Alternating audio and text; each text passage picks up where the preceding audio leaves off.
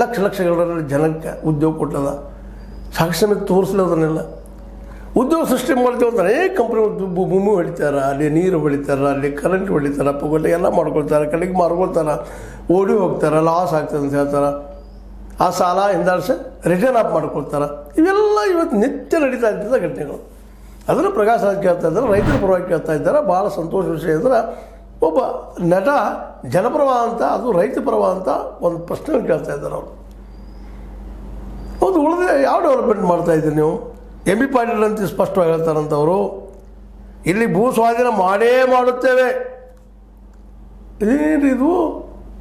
M B ಪಾಟೀಲ್ರ ಇಲ್ಲೇ ಮಾಡೋರು ಭೂಮಿ ಸ್ವಾಧೀನ. ಬಂದ ಭೂಮಿಗಳು ಬೇಕಾಗಿಲ್ವಾ? 1,700 ಬೇಕು, 700 ಎಕರೆ ಅದು ಬೇಕಾಗಿದೆ. 100 ಎಕರೆಯಲ್ಲೇ ಮ್ಯಾಕ್ಸಿಮಮ್ 100-110 ಎಕರೆದಲ್ಲಿ ನಿಮ್ಮ ಕಾರಿಡಾರ್ ಆಗ್ತದೆ ಡಿಫೆನ್ಸ್. ಒಂದು ಉಳಿದ ಭೂಮಿ ಏನು ಮಾಡೋರು ನೀವು? 1,700 ಎಕರೆ ಅಲ್ಲ, 1,600 ಎಕರೆ ಏನು ಮಾಡ್ತೀರಿ? ಅದನ್ನು ಪ್ರಕಾಶ್ ರಾಜ್ ಕೇಳ್ತಾ ಇದ್ದಾರೆ. ಡಿಫೆನ್ಸ್ ಕಾರಿಡಾರ್ಗಳು ಕೇವಲ 100 ಎಕರೆಯಷ್ಟು ಭೂಮಿಯನ್ನು ಬಳಸಿ ಉಳಿದ ಜಮೀನಿನಲ್ಲಿ ಆಯುಷಾರಾಮಿ ಹೋಟೆಲ್ ಕಟ್ಟುತ್ತಾರೆ. ಅಲ್ಲಿ ನಮ್ಮ ರೈತರು ಕೂಲಿ ಆಳುಗಳಾಗುತ್ತಾರೆ. ಸತ್ಯನದ ಭಾಷೆ ನೋಡಿ ಬನ್ರಿ. ಇವತ್ತು ಇದೊಂದು ಅಲ್ಲ, ಎಷ್ಟು ಇಲ್ಲಿ ಕಂಪ್ನಿಗಳಾಗಿದ್ದಾವ, ಅಲ್ಲಿ ನಮ್ಮೆಲ್ಲ ಜನ ಗುಲಾಮರಾಗಿದ್ದಾರೆ ರೀ.